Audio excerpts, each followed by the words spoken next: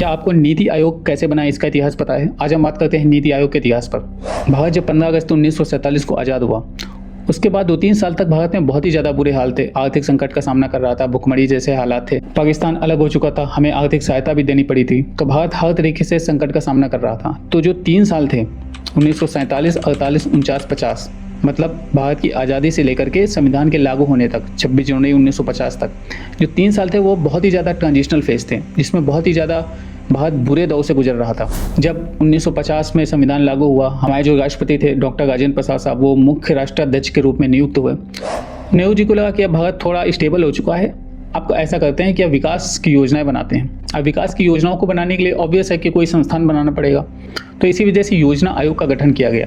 योजना आयोग का बेसिकली काम क्या था? जो भारत की विकास की नीतियां हैं, क्योंकि भारत इतनी सारी समस्याओं से जूझ रहा था, तो भारत में डेवलपमेंट करना है तो इंफ्रास्ट्रक्चर भी बनाना पड़ेगा, कंपनीज भी लगानी पड़ेगी, प्रोडक्शन भी करना पड़ेगा। तो हर तरीके से भारत में जो पॉलिसीज़ बनानी है, हर लेवल की पॉलिसीज़ बनानी है, हर सेक्टर में पॉलिसीज़ बनानी है, उसके लिए योजना आयोग का गठन किया गया।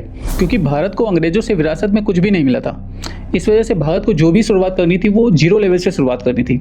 वो भी इतने बड़े विशाल देश में जो इतनी ज़्यादा डाइवर्सिटी रखता है, हर लेवल पर रखता है, कल्चर के बेस पे हो या लैंग्वेज के बेस पे हो। तो इतने बड़े विशाल देश के लिए अगर आपको डेवलपमेंट की पॉलिसीज़ बनानी है तो आपको एक बॉडी बनानी पड़ेगी, एक संस्था का निर्माण करना पड़ेगा।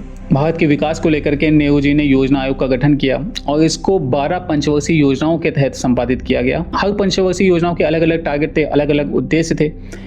इस तरीके से जो योजना आयोग था उसने देश की भूमिका में, देश के आर्थिक विकास की भूमिका में बहुत ज़्यादा योगदान दिया।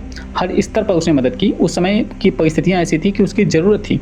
आज हम अगर किसी चीज़ को लेकर के क्रिटिसाइज़ करेंगे, किसी लीडर को लेकर के क्रिटिसाइज़ करेंगे, वो चाहे नेहरू हो या पटेल हो या किसी को भी लेकर के अगर हम क्रिटिसाइज़ करेंगे, तो हमें क्रिटिसाइज़ करने से पहले ये समझना होगा कि उस समय की परिस्थितियाँ कैसी थी, भारत किस आर्थिक संकट से गुजर रहा था।